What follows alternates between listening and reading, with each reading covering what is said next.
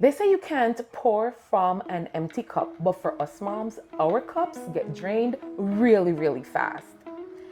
I have found that if I am not intentional about pouring back into myself, then I am going to be running on empty.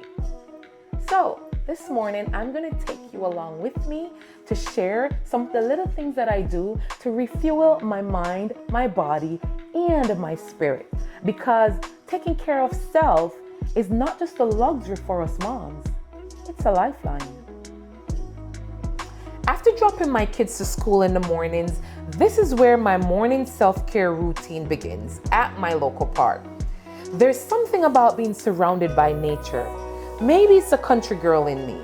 I love to listen to the birds chirping, the gentle rustle of the trees, and I love the feel of the morning cool air. It all helps me to slow down and breathe again. It's about reconnecting. And yes, of course, I'm also here to burn some calories so I can look good and feel good in my clothes. Each step reminds me that caring for myself is an act of gratitude for the body and the life that God has given me. By the time I leave the park, my body feels refreshed, my mind feels clear, and my spirit feels grounded for whatever the day brings. When I get back home in the mornings, the first thing I normally do is to grab myself a cup of tea. This is the customary way in which we break our fast as Jamaicans. This English breakfast tea, I've been loving it. It's a blend of black teas and it has a lot of antioxidants. I am not an early morning breakfast girl, so typically I go for fruits. Today I am having papayas. Papayas are rich in fiber and vitamin C, and they're known to aid in digestion and promote gut health. Actually, these ones, they were harvested from my backyard, so they're also organic. Right now, I'm also loving pears, but on any given morning, I am having whatever fruit is in season at the time. Recently, I came across a post on social media which said that fall teaches us that there is beauty in letting dead things go.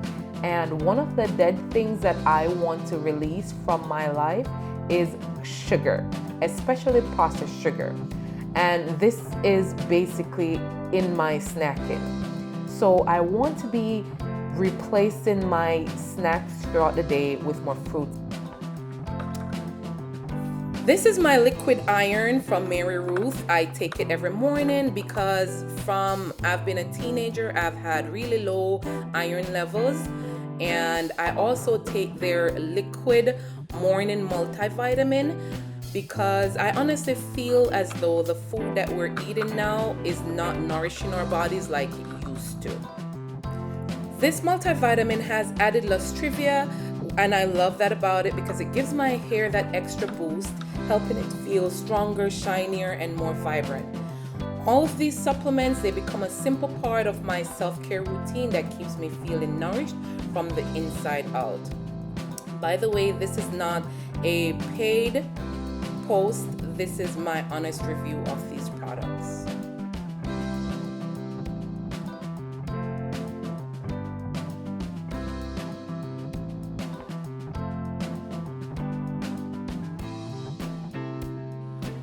I am that girl who loves to romanticize her life. So instead of rushing through the simple things that makes life beautiful, I try to live in every moment and savor them.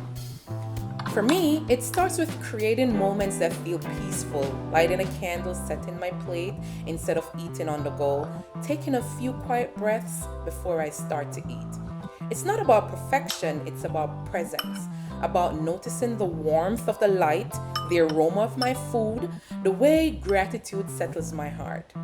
Romanticizing my life isn't about pretending everything is perfect, because it's far from that. It's about finding beauty in the ordinary, in the slow mornings, the quiet afternoons, and the small sacred rhythms of everyday living. Because when I slow down enough to truly enjoy these moments, I realize that is what peace feels like. I open my Bible and journal not out of routine, but renewal. This is where I quiet the noise and I allow God's truth to reset my thoughts. I write my prayers, my reflections, my wrestlings, and I just allow the word to wash over my mind. It's how I stay rooted when life feels loud, renting my mind daily with truth so His peace can take up permanent residence. For this month, I've been in the book of Romans, and today I am actually in Romans 15. And listen, as I took up my Bible to read, Paul came out the gate swinging. In Romans 15, verse 1, he is like, "We who are strong ought to bear with the failings of the weak and not to please ourselves." I'm like, Lord, I needed this. I needed this check in my spirit because people be out here peopling, and I really need to have more patience to deal with people. Every morning is an invitation to rise with purpose, feed your body, calm your mind, and anchor your soul in truth. Because real self-care isn't just about how you look on the outside. If prayer journaling is something that you're interested in learning how to do, I have a video for that which I will link. Thank you for watching.